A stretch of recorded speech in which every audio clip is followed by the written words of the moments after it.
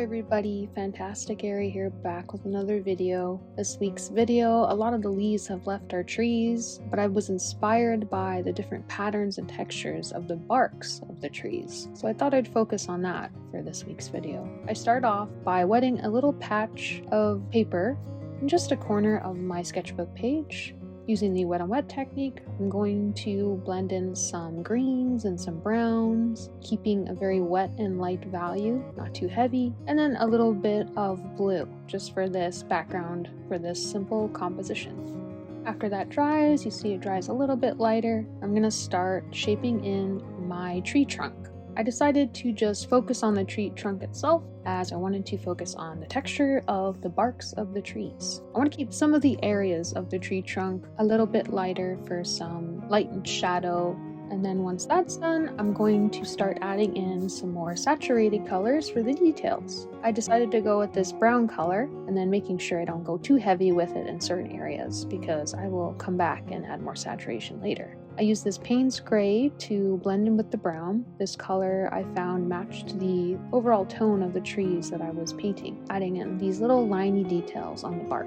Taking advantage of the wet paint that is already on the paper, I'm going to drag it out as a branch, being very gentle with my 02 round brush, making sure the branches are thicker, closer towards the tree, and they thin out towards the end. And just adding in little tiny branches on the side for more details and characteristics. I'm going to add in some more contrast to the tree, not really being too scared to add in a darker Payne's Gray or a thicker Payne's Gray.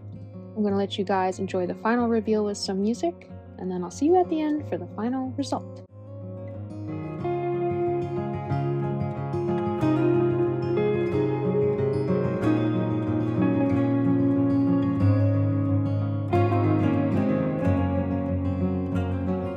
I'm excited to fill the rest of this page with more tree trunks, trees, and maybe a little bit closer studies of the bark.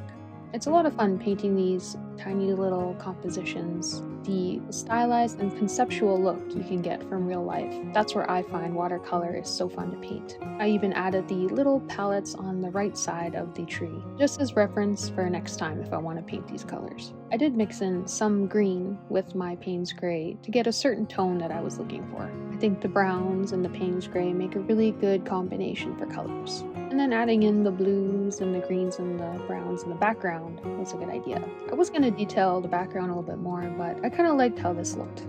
I just want to say thanks for watching, guys. I appreciate all your comments below. I do my best to respond to all of them. You can find me on the social medias and the links in the descriptions below, as well as my imprint shop, where you can purchase some of the artworks and illustrations I've done thus far.